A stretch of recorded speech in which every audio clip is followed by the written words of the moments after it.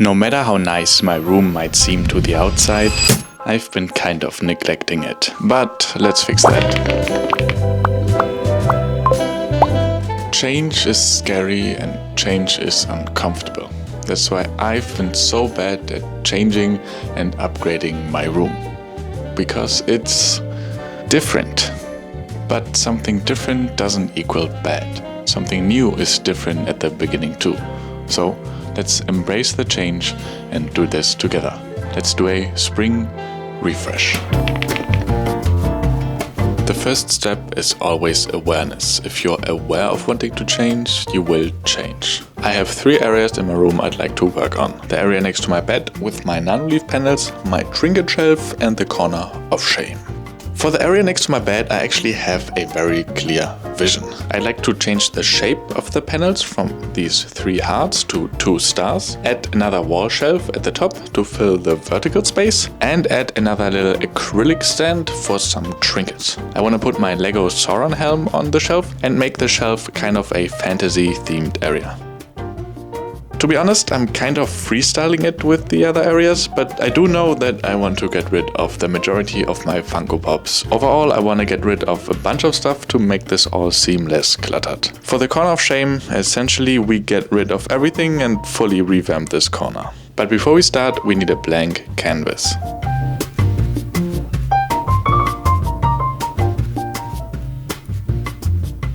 This actually took way longer than I thought, because taking off the nano-leaf panels left my walls with like a bunch of holes. Yeah, so I had to paint over that.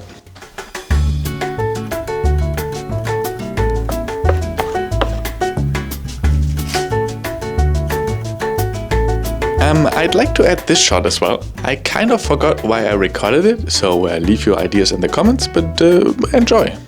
Painting took insanely long, as I basically repainted my entire room in the end, because I kept finding other areas to touch up. Here's some before and afters. My room has a fresh coat of paint. Obviously, if you intend to change something in your room, an IKEA run is inevitable. So let's start with that, featuring my sister. Vlog time!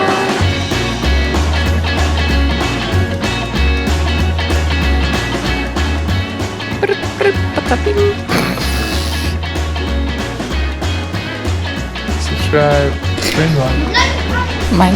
Minecraft, brain rot. I am always very specific about what I want in my space, and I already decided what I need from IKEA before even leaving. Number 1, a new cozy chair. Number 2, more plants. And number 3, a wall shelf that matches my current one. My current one is also from IKEA. The chair was a challenge, or to be exact, deciding if I actually want the chair was a challenge. I'm very careful with what I want in my room, and I'm a long guy. So finding a chair that fits is difficult. Very difficult, as you'll see. Chair or no chair? Chair? Chair. Chair, no chair. No chair, no chair. No chair, chair. Okay. No chair.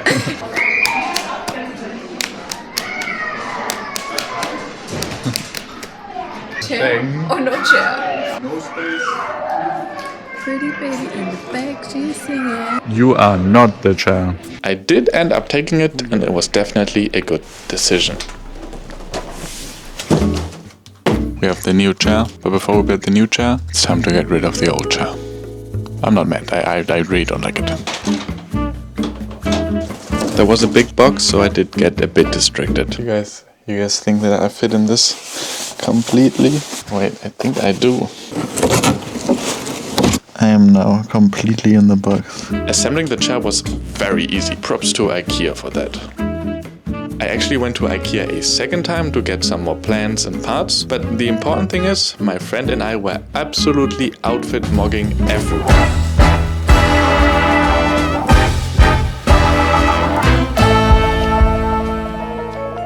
Assembling a wall shelf is never difficult but always tedious. And so was this one. I did recruit my mom for help and I'd say we did pretty good. We only had to re-drill like 2 holes and I'll take that. 3 years ago, when I added my pegboard and everything around it, I actually had this exact shelf laying around and decided I do not need a second wall shelf. Here we are now, adding a second wall shelf. But before we assemble everything and get to the best part, it's time for the centerpiece. I have never done anything like this. I am restoring a 67-year-old sideboard that my grandma bought on the 25th of September in 1958. The steps to restoring this are essentially easy. Sand down the wood and re-oil it. And after all these years, this sideboard definitely needs this makeover. Sanding the top was pretty easy, as I could just use an electric sander. The rest though was pretty much sanding it all by hand.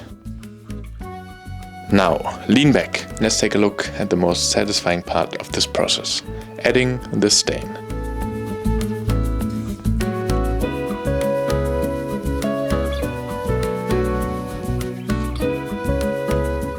However, you'll see that while I'm staining the rest, the wood actually absorbed almost the entire first stain. I was very worried that the wood won't look good in the end. But rest assured, all it needed was a second coat. I also got a used picture frame to stain the same color as the sideboard, because the sideboard is kind of out of place in my room, so I'm trying to add similar pieces to maintain a cohesive overall vibe. But more about that in a dedicated video. Low-key though, the frame was a pain to sand and stain and took almost longer than the entire sideboard. Then I added a protective oil and we're ready for the final assembly. The best part begins.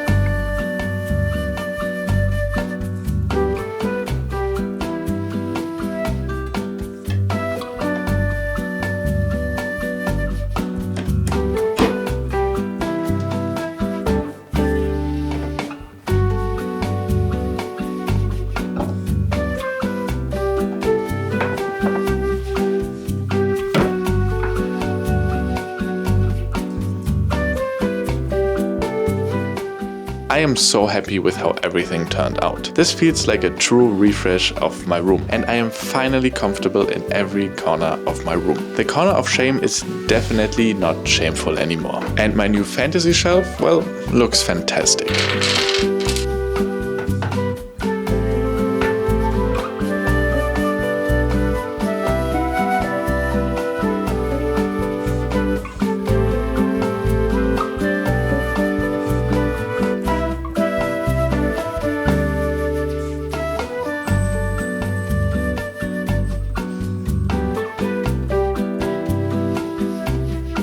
I didn't record much of the trinket shelf as I didn't even know what direction I wanted to go. I do, however, love the final result, especially the hard knobs I added, which match the ones on the sideboard. Overall, a project I am very proud of. Please let me know what you think in the comments. You can find a detailed breakdown and links to everything on my Patreon. Thank you so much for watching and have a wonderful day.